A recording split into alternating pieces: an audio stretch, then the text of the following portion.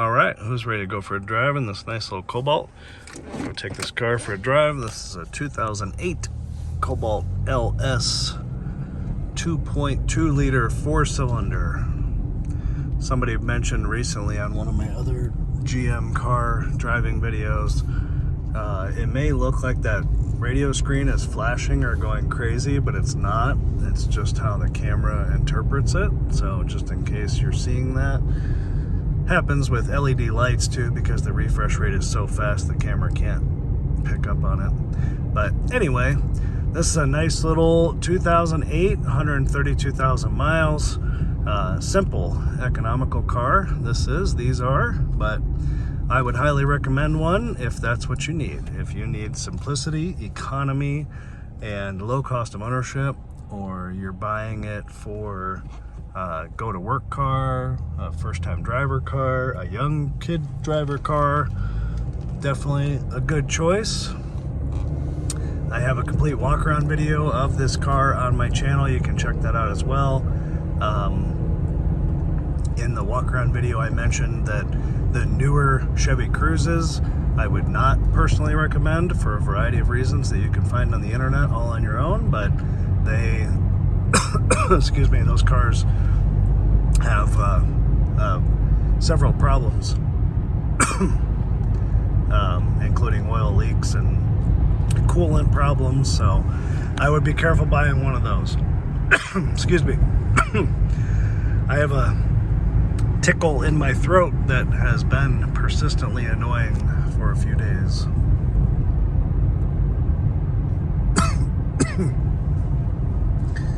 So we're just going to drive around a little bit here in this.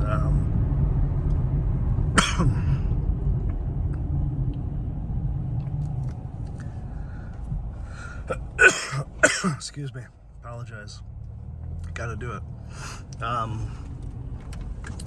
By comparison, what you would spend for a Honda, this is probably a lot cheaper and will still get the job done for what you're after if you're after a simple economical car. But 36 miles to the gallon on the freeway in these, which is, they really do get it, and that's quite the fuel mileage. This car has a clean Carfax, a clean history. It's got low miles in my opinion, 132,000 miles. It's been pretty reasonably well cared for. Has a little bit of rust on the rockers on the outside that I showed in the walk around video, but it's very common on these Cobalts. It's hard to get away from, so it doesn't really affect anything, but it drives very nice. The steering wheel's nice and straight. The brakes are good because they're brand new. It has several new parts that I talked about in my walk around, but new front brakes and rotors, new serpentine belt on the engine, new oil for the engine, of course, a new battery, which if you don't know, the battery for these cars is actually in the trunk. But that's a good thing, because if you look at most European cars, they usually put the battery away from the engine somewhere that's away from the source of the heat, and they believe that it will preserve the battery's life, which reasonably does make sense because it's away from the heat. If you have ever seen or ever owned or don't know, but Porsche Cayennes for many years, and I believe they still do, they're under the driver's side seat. So you're sitting on top of the battery when you're driving a Porsche Cayenne. But it's very far away from the engine's heat. But it's also expensive to replace because it's hard to get to. So anyway, new battery in this car, new front brakes and rotors, new serpentine belt, new coil springs in the rear on this, which is common on these to need to be replaced. This car's had the front struts replaced in its past, which is also a common weakness on these. It had some new control arms and wheel bearings in about 4,000 miles ago done on this car. So this pavement's a little rougher here, and you know, even on rougher pavement, it's a pretty nice ride. We're doing 50, 55 miles per hour, so almost a freeway speed. Steering wheel's nice and straight. It's a comfortable car. I find the seats to be comfortable. I don't think there's anything uncomfortable about these seats. I always kind of point out in my videos my height when I'm talking about how comfortable I am. I'm right at 6 foot or almost 6'1" tall, and as you can see here, I've got the seat back pretty far, but I've got a lot of leg room, which is nice. I can even put my left leg like this with lots of movability. Another thing for this being an economy car that's a nice feature, it has automatic headlights, which is nice. It has a computer information center right here, which displays all the information up there on the screen about the fuel mileage and all that type of thing. Distance to empty, which is up right now. And this car has side airbags in the front and the back, so nice safety features. This car has XM radio, which is nice, which I think some of this stuff may be because of this being an LS package, I think, but just letting you know what this one has. Another thing that makes this more comfortable to drive is the fact that this driver's side seat, the bottom will raise up.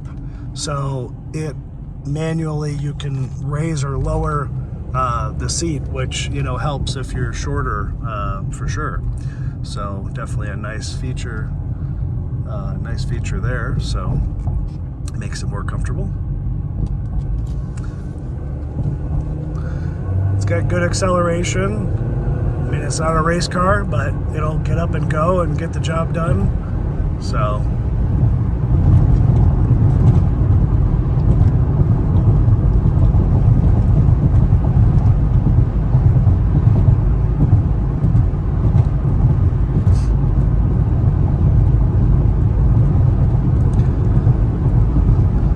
I think it's a car that makes a lot of sense for, again, what I mentioned at the beginning about simplicity and economy. So if you have a story to tell or own one of these with a lot more mileage, you know, share your comment on the video there. I like to read people's comments. I like to hear things you have to say. I like to hear if my video has been helpful to you in some way to make a buying decision on one of these cars. I like my video comments to sort of be a discussion board about these cars, and I like when people chime in that own one and have something to say or a success story about very high mileage or something like that. So please feel free to leave your comments, give a thumbs up, subscribe, whatever you like to do.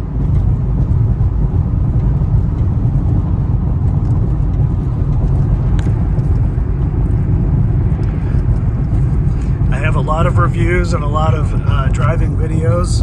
A lot of people seem to like watching the driving videos and watching me drive a car, which also makes me happy to bring people happiness that like to watch this sort of activity.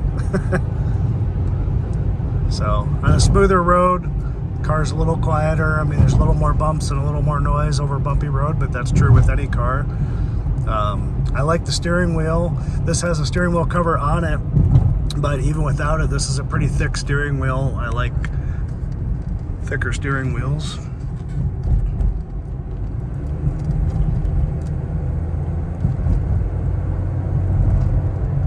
Oh, another thing that the information menu has is the oil life is in there, and it shows you the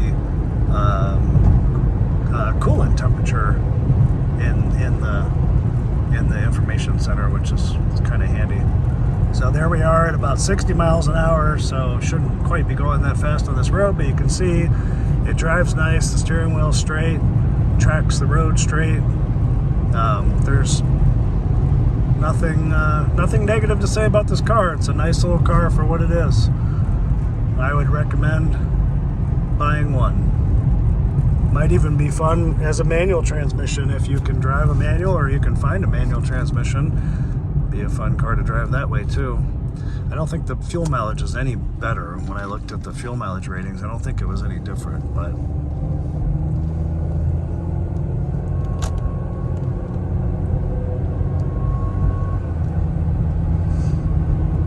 this car has I didn't mention this yet, I don't think, but this car has a tire light on because it has a faulty sensor perhaps, so that's why the tire light's on.